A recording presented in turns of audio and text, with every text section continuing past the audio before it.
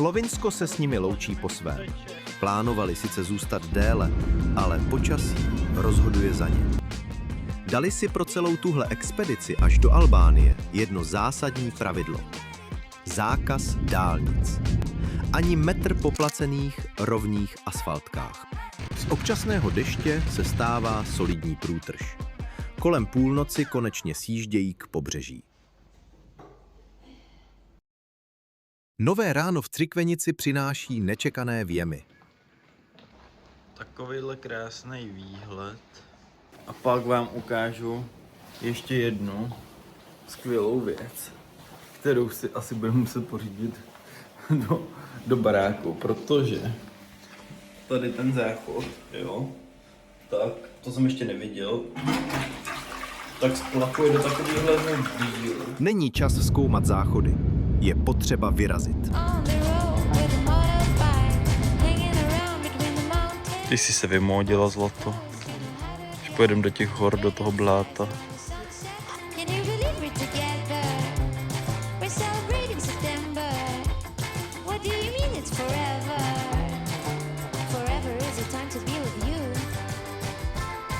Nacházíme se v pevnosti Nehaj, která je ze 16. století a chránila městečko před Turky a Benáčány. Tehdejší vůdce Lenkovič nechal vypálit všechny okolní kostely, aby se tam nepřátelé nemohli ukrývat. Původní plán směřovat odtud rovnou do divokého pohoří Velebit se však rychle hroutí. Zdravotní stav řidiče není ideální a pohled k obzoru, kde se hory topí v neprostupné mlze a mracích, dává jasné s Bohem offroadovým ambicím. Volí proto náhradní plán. Držet se jadranské magistrály a polikat kilometry podél pobřeží.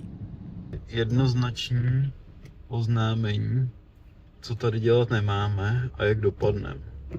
Takže je to srozumitelný ve všech jazycích, si myslím. Erika si ale pro dnešní den stanovuje jasnou prioritu. Chce ochutnat legendární skradinské risotto. Normálně i kroupy. Sice ne moc, ale jsou tam. To je fakt moc. Počasí se definitivně mění v peklo. Přichází obrovská průtrž mračen, na kapotu Jimnyho začínají padat kroupy a silnice se během vteřin mění v řeku. No, jen jsem točil Erče a najednou všechno jde z kopce. Obřídlo, že jsou tady, tyjo. To bylo nějaký znamení. Krása.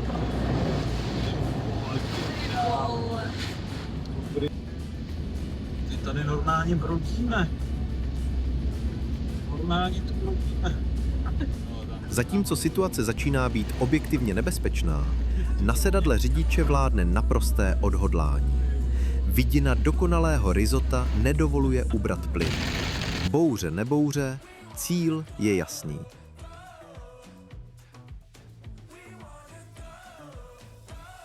Nejlepší upgrade na Jimnym byly nový stěrače. Ty se nám teď vyplatily. Tento riskantní závod s časem a živly nakonec slaví úspěch. Jimny bezpečně parkuje ve Skradinu a oni unavení, promočení, ale vítězní usedají k vytouženému stolu. To je jako ukrajinská džeka. Rajčata, paprika. Jo takhle, jakože ty směsi takhle říkáš. Já to takhle znám jenom jako koření, víš? No taky dělám na džeku, a že to takhle jako... Ale... Tak ty to znáš prostě. Konečně se dočkala. Tak hnala tím autem, tím deštěm, aby si konečně mohla dát tohle risotto. Ve městě Skradin a tohle risotto je typický pro toto město, protože vlastně je tradiční, protože se vaří 12 hodin. Tak jo. Je specialita místní. Teprve s plným břichem Erika zjišťuje drobný detail. Pravé skradinské risotto se vaří 12 hodin z hovězího masa na karamelizované cibulce. To, co právě dojedli, bylo sice skvělé, ale naprosto běžná verze. No, zajímavá cesta k tomu hotelu tady. Tak nakonec jsme to našli. Nacházejí nocleh v nejbližším hotelu. Místo je bizarně opuštěné. V liduprázdných chodbách se ozývá jen ozvěna jejich vlastních kroků. No, tenhle pokoj je spíš vibe Grand Hotel Budapešť, ale měli jsme teď jeden pokoj, který byl spíš vibe osvícení, viď, Máčku? Že jo, to byl očistec, tak naštěstí nám to vyměnili zpátky. A dneska celý den pršelo úplně příšerně. A nakonec tady vykouklo sluníčko. A oplačka tamhle jsou. No a tady rybičky, to ukáž. Krásný výhledy. To se vidět asi, co? Jo, jsou kojkotříci tam. Tamhle jich je. To je nádhera. Zvuk, traktor. Jo. Vycusne nás ten větrák. Ale Erči oblíbená část, tady ten výtah aspoň. Jo. To je to mají fakt krásný, když jako tam dojedeš a pak. To je krásné, co?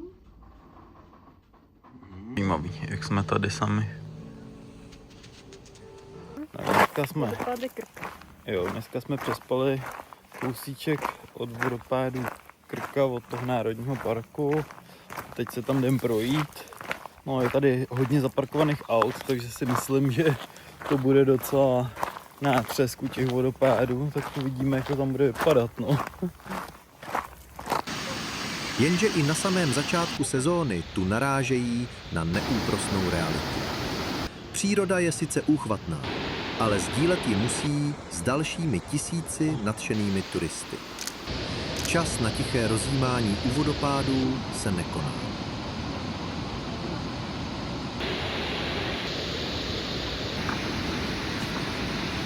No, u našeho hotelu tady takhle běhají slepice.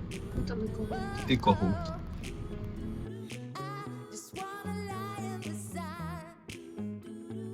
Takže jsme si dneska našli perfektní spot na jídlo. Kukéčko jsme si koupili. Rychlá změna kulis. Další zastávkou je historický Šibeník. Krátká procházka kamennými uličkami a kola Jimnyho se opět obracejí na jih. Cílem je Makarská riviéra. To, co se nám stalo. Jela jsem, jedu do kopečka a najednou auto přestává jet. Já přidávám plyn a ono zpomaluje. Říkám to Matyášovi a on mi to nevěří. No, nevěřil jsem ti to. No, tak jsem ještě kousek popojela a pak jsem zastavila tam na odpočívadle, protože nám došel benzín. No, takže to auto úplně už začalo brutálně vibrovat, začalo chcípat tady, když jsme dojeli na to odpočívadlo. No a tak jsme to radši rychle chcípli a teď to musíme nějak vyřešit. S Erčou vymýšlíme, jak to natankujeme naše auto. Tím jenom po troške. Určitě to. To je to, že jo.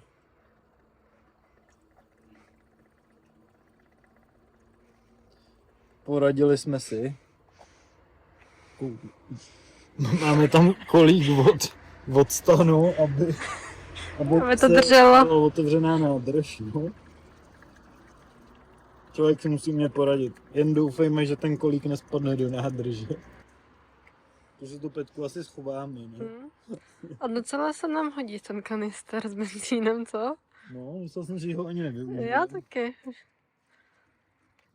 Kdo má takový pěkný výhled na benzíně? To máme jenom my. No, takže teď se musíme snažit v co nejúspornějším režimu dojet do té benzínky, protože ten kanistr měl asi jenom, já nevím, tam bylo tak 4 litry benzínu. První, co natankujeme, budou naše železné zásoby. Se cítím líp s plnou nádrží.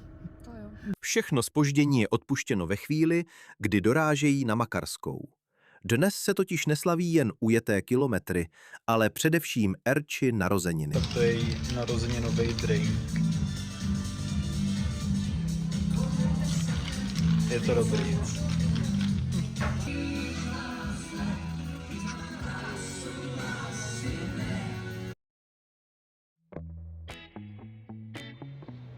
A i ráno si zvládli udělat gurmánský zážitek. Tady máme řecký jogurt, do kterého jsme zamíchali najemno nakrájený česnek.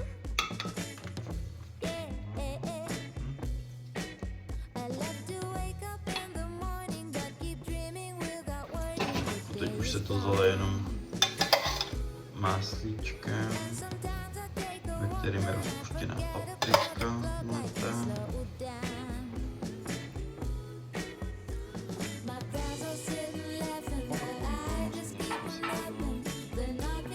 A dneska jedeme do Bosny a Hercegoviny.